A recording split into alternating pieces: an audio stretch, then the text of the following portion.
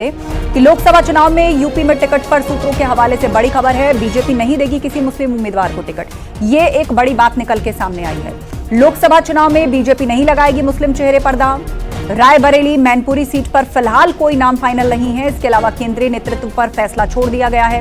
रायबरेली से किसी बड़े ब्राह्मण चेहरे पर दांव लगाया जा सकता है। मैनपुरी में ठाकुर चेहरे के साथ मैदान में उतर सकती है बीजेपी। अनूप गुप्ता हमारे साथ लगातार जुड़े हुए हैं।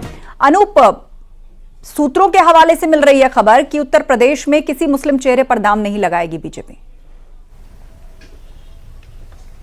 बिल्कुल, देखिए पिछले दिनों से जिस तरह से एक हमने ट्रेंड देखा है, जफर इस्लाम राज्यसभा सांसद होते थे, उन्हें रिपीट नहीं किया गया। इसके अलावा मुख्तार अब्बास नकवी जो कि बहुत बड़े नेता के तौर पर जाने जाते हैं, केंद्र में मंत्री थे, उन्हें भी राज्यसभा में रिपीट नहीं किया गया।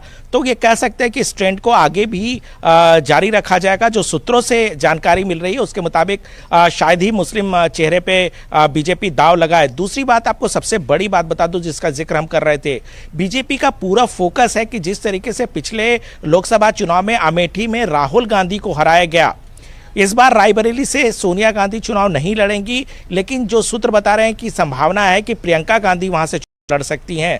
तो बीजेपी की रणनीति है कि राहुल गांधी और प्रियंका गांधी अमेठी और रायबरेली इन दोनों सीटों से गांधी परिवार को किसी भी तरीके से हराना है।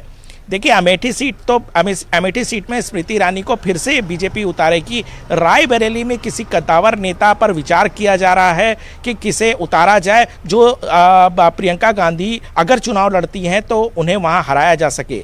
इसके अलावा मैनपुरी सीट बीजेपी के लिए एक बड़ी चुनौती है, क्योंकि मैनपुरी समाजवादी पार्टी के गढ़ के तौर पर जाना जाता है। तो ऐसे में मैनपुरी में भी किसी कद्दावर नेता और वहां से जीत सके, यानी विनिंग कैंडिडेट को बीजेपी वहां उतारेगी। इसका अर्थ आस्था ये लगा सकते हैं कि बीजेपी 80 में से 80 सीटों को जीतने का लक्ष्य बना चुकी है और बीजेपी एक सीट पर भी किसी भी तरीके से कॉम्प्रोमाइज नहीं करना चाहते हैं। और इसी बात का मंथन जो है वो लगातार बीजेपी की तरफ से चल रहा है। कई सीटों को फाइनल कर लिया गया, कई सीटों पर चर्चा जो है आगे आने वाले वक्त में किया जाएगा।